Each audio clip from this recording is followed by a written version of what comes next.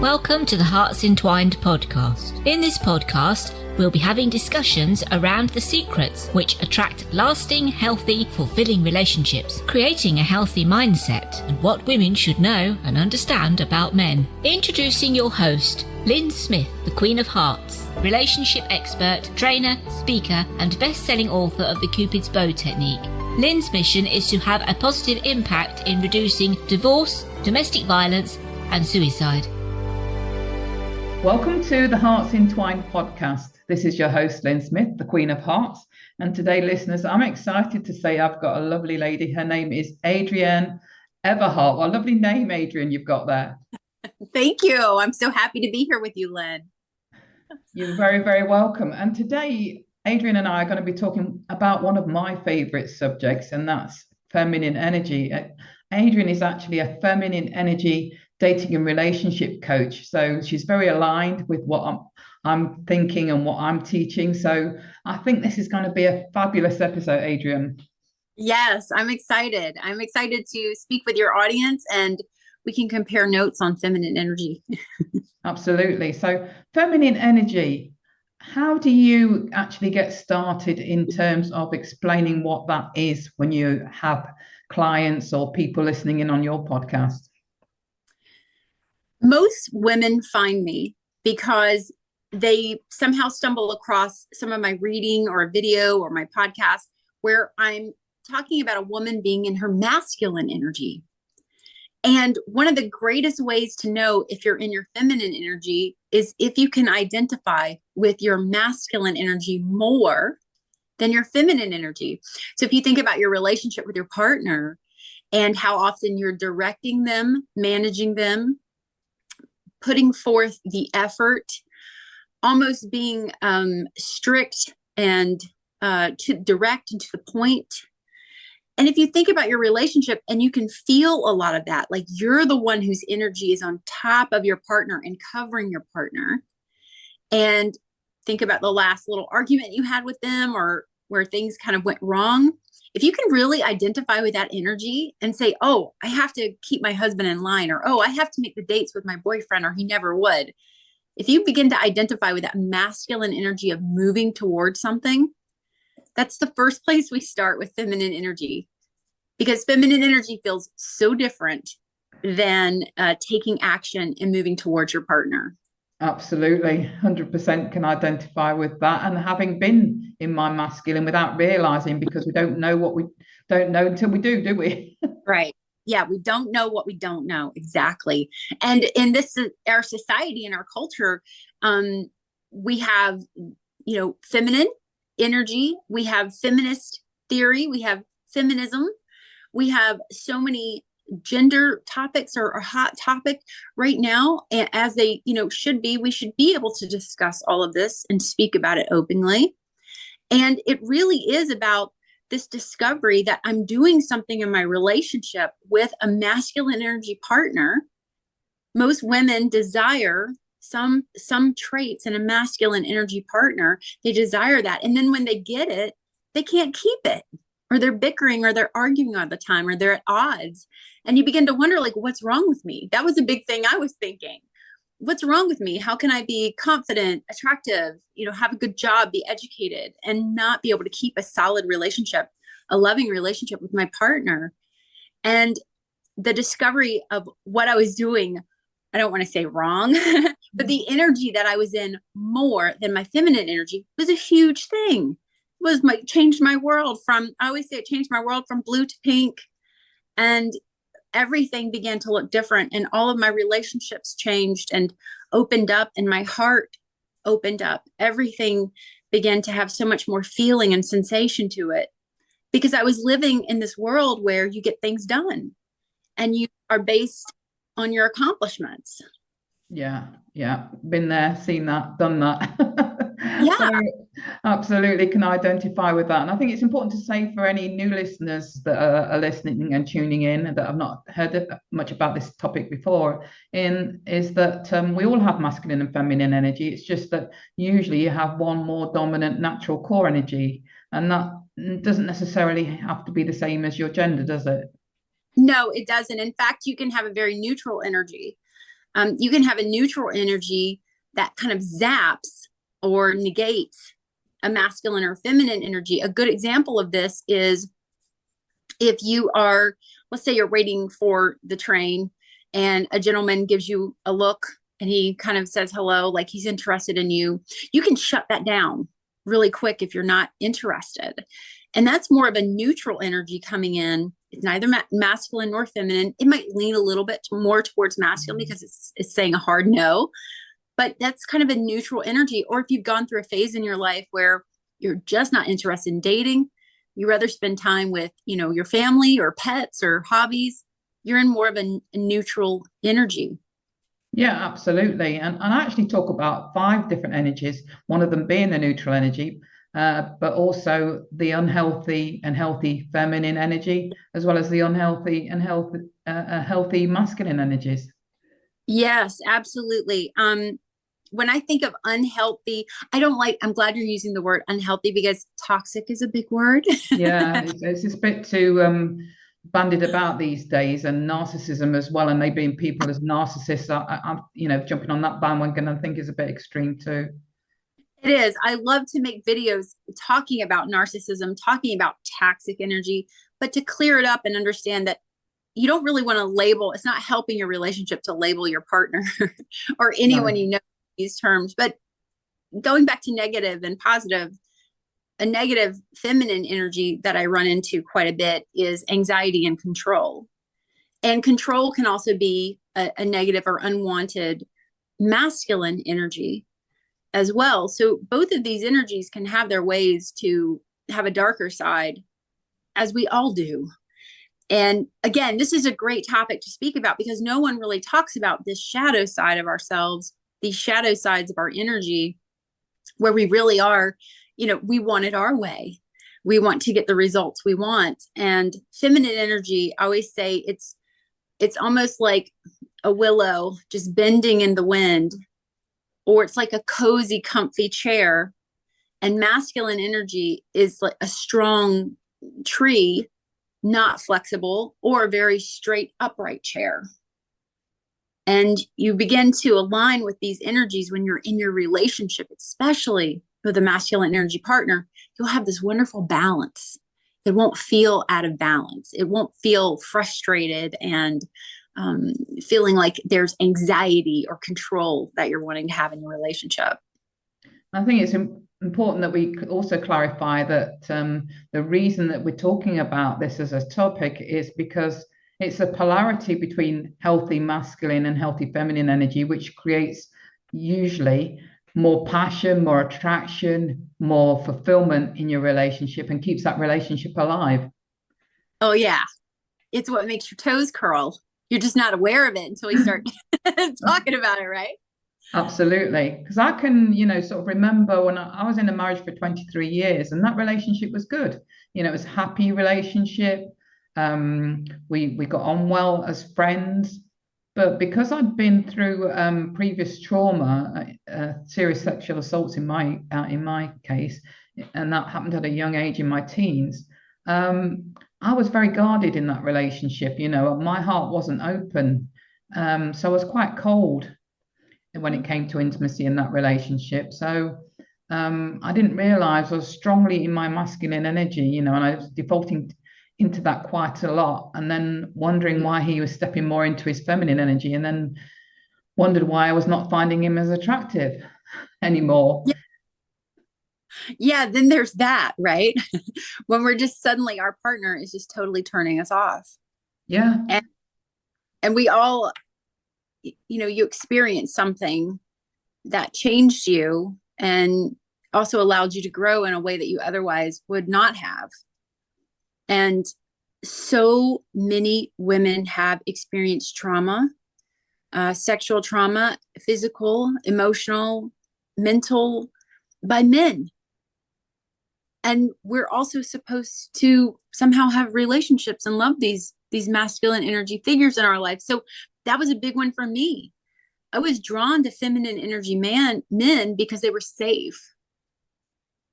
If I was the dominant part, if I was the dominant one, then no one could hurt me. Yeah, absolutely.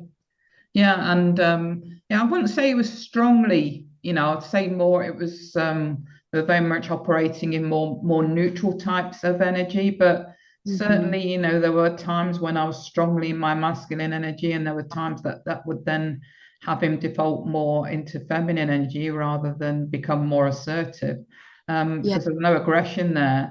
And what I found was that when I ended that relationship, because I just felt like there was more to relationships, and I felt that had run its course.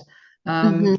I did attract a man then who was very strongly in his masculine energy, but then we butted heads a lot, because obviously he was Right. picking up on my masculine energy, and I didn't realize at the time that he was picking up on that, and because this all happens unconsciously, doesn't it? And then we was having those conflicts that often happen in relationships, and if that's usually happening, then that's because we're stepping into our masculine energy, and he's picking up on that as being a challenge, isn't he? Yes, very, very good point. Because how can you be a powerful dynamite woman and also have a masculine energy man? This is a question. This is why I have my career. This question.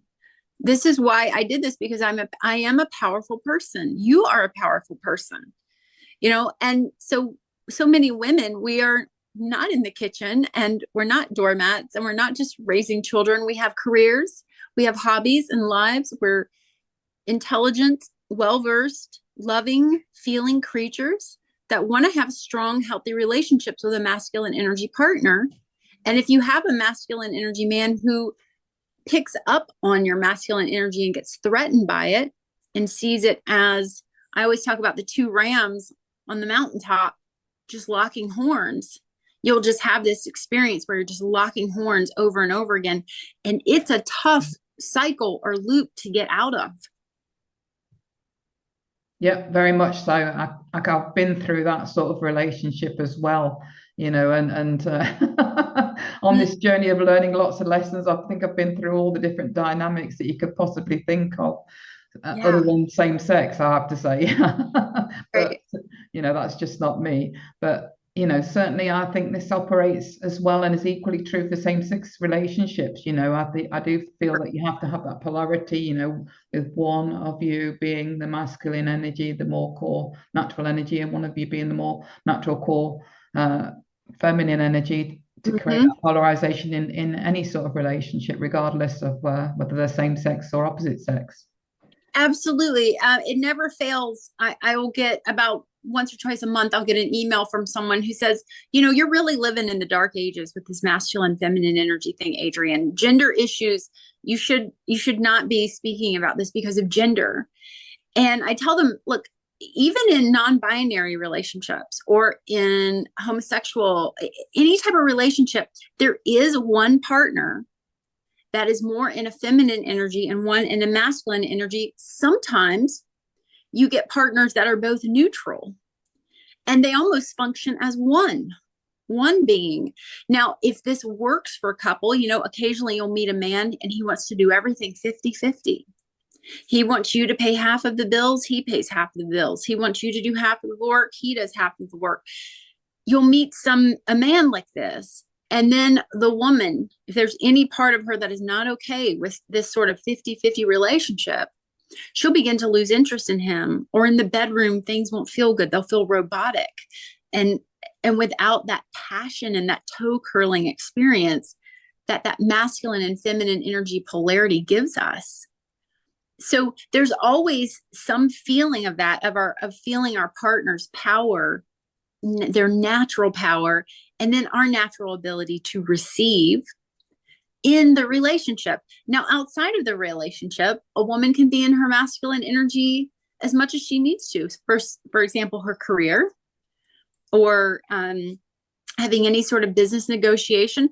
But you can also be in your feminine energy in your career. So it's just such a wonderful thing to begin to experiment with when you feel it.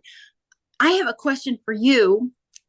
How do you experience that polarity? Because it is like a feeling of two magnets. Yeah. Yeah, Coming absolutely. I do experience it as having massive passion massive aliveness and massive fulfillment in a relationship when you've got that polarity. Because if you are in neutral energy, like I was more often than not with my ex-husband, then all you've got really is a strong friendship, and that can work. And it worked for me for 23 years, but you always feel like there's something lacking, I have to say. Yeah. And even as we age, and maybe sex is not, we have less and less sex. We do different types of activities with our partner. Throughout our relationship, you're going to have so many seasons in your relationship. So when I feel that polarity with my husband, even if we're not in a particularly hot summer, we're cooling down, it's the winter, and that little bit of our relationship, I can still feel this polarity when I see him in action, when I see him taking charge and doing things as a man. I will get this actual feeling of this energy, being around someone that is taking action, doing things, moving towards me, taking care of us, planning for our family. And then just before you know it, it's springtime, and then it's heating up to summertime again. And we're back in this passionate relationship. And so, relationships are always expanding and contracting.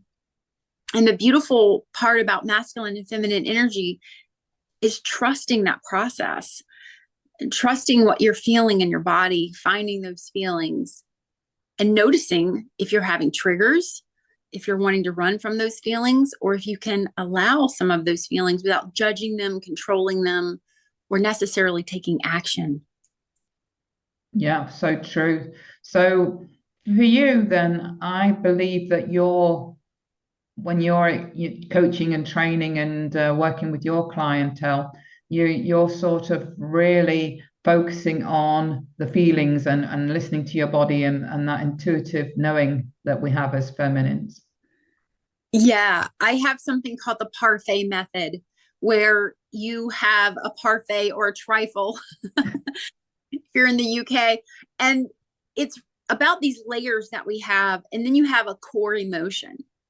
And masculine energy is a very knee-jerk type of reactive way of responding. Yeah. This is why guys, they hear the wrong word, they punch the other guy, they just react. So women, we can be this way too, where we feel something and we will instantly feel either angry or disappointed. Disappointment is a huge one I run into with my clients. Or they'll feel some sort of anxiety, like I'm not good enough. Or and things aren't ever going to work out with this person. This person doesn't want me. Or resentment is another one. Ooh, resentment. Yes. Yes. So true. So if your partner does or says something, the first feeling you feel is at the top of that parfait. And we want to just keep going deeper. Okay. So this takes a little bit of time. It takes some practice to get used to listening to your body and finding that feeling. So, for example, in my marriage, if my husband says or does something that rubs me the wrong way, we maybe get off on a bad start. I know within that first couple of seconds, I will get a feeling in my body that wants me to do something, to jump in and make something happen. And I call that feeling, it's a lot like the reflex you have if you saw a teacup about to fall off your desk table. You're like, you want to reach for it. Yeah. And so when I get that feeling in my body, one of the first things I do is I just put my hand to my chest and say, hey, I feel you. I feel this feeling, and I'm going to get to you in one moment. But first I have to stay present. So my inner boy is ready to go immediately. But I have to tell him, I'm going to be with you in just a second, because he's important. That feeling, that urgency I'm feeling is important, but it's just going to wait for a second. And then I can take a couple of breaths and I can ask myself, what else am I feeling? Usually there's some sadness or fear or loneliness or, some other uncertain feeling. And then when I can speak that to my partner using I feel and then the word, the feeling. Rather than you make me, I'm pointing the finger at him. Oh yeah. Or I feel word, then what you're feeling. It's not how it works. I feel like you are making me, or I feel sad. I feel lonely. I feel scared right now. I feel hopeless. And then I always say, give the ball back to the man and say, what do you think? What do you think we should do? If that feels right. And put the energy back into his hands so he can go into problem solving. It's a great way to just drill down those emotions and discover, what am I really feeling like? Because if you have a feeling that wants to take action and do something, and there's no emergency. So remember, urgency is a huge thing that masculine energy gets us to do. Is that urgency to go take action. Feminine energy is more about taking a few breaths, leaning back, letting some things unfold, but always, always having boundaries and protecting herself. Yeah, absolutely. It's not about being some sort of airhead like some people think, or being a doormat for men to walk on, is it? That is Not the at all. unhealthy feminine. It never fails. I'll get a comment from someone who says, I can't believe you're telling women not to think and not to solve problems. Well, this is why women suffer with so much anxiety and other issues, is we're over functioning and we're doing our work and the man's work. Yeah, which doesn't feel comfortable or natural to us, does it? Once we actually take off that masculine suit of armor, so to speak, it's so liberating. Yeah, I love that you called it a suit of armor, because for me, it was like I just had this tough exterior around me. I was so tough, but on the inside, I was falling apart. On the outside, I look tough to everyone, but I come home, I'm by myself, I'm crying my eyes out. And that's not how it's supposed to be. So I put the feeling part on the outside. Like, I'm here to feel. And the more your partner, if they are saying or doing something, as partners will do, that upsets you, and you're able to express it with, oh my gosh, that hurts, or ouch, or I feel whatever you're feeling. The man, instead of challenging him with intellectual discussions and psychological terms and things like this, you're able to just say, this is how I feel. And then you get to see what your man can or cannot do. And I have to say, be ready to be surprised with what a guy can do to solve a problem sometimes when they get into their masculine energy. When you give them a little time and space, it's really amazing how it all just works out organically. Yeah, and I think it's important to stress, what's more important to you as a woman, probably listening to this right now, probably can identify with some of the things that myself and Adrienne have been discussing. And that is it more important for you to be right, or is it more important for you to maintain intimacy with your partner? It's such a good question. And in the moment, it can be so difficult because our inner boy wants to jump up and defend us. And mine is almost like an attorney. Mine's a district attorney inside of me. And he is so good with facts and justice and right and wrong and balancing things. And my inner girl, she just feels. And she also has boundaries. And this is an important part of this work, is to have a boundary. This isn't about letting your partner do or say, well, let me rephrase this. Your partner may do or say anything to you, but you always have the power to have a boundary, to separate yourself, to have a statement, or to get yourself to a safer place, whether it's leaving the room or telling your partner, please, I don't know yelling. I won't stay and communicate with you if there's yelling, or I've noticed we haven't spoken in a few days. I'm curious where our relationship stands. Curiosity is a big feminine energy tool, to be curious and get clarity. I have something in my work called Diamond Girls, where all my feminine energy women, I call them my diamond girls, because they have all the characteristics of a diamond. And getting that clarity is a big part of this work. You don't want to just walk through your relationship not knowing where you're going with your partner. If you've been dating, 9-10 months and you want to be a wife, or if you're with your husband and things are just so hot and cold and you want more stability, you're able to come to your partner let them know how you feel, and also have a boundary in place if you need it. Yeah, absolutely. We're not educating women to accept unacceptable behavior when we're talking about masculine and feminine energy, especially in a conflict situation, are we?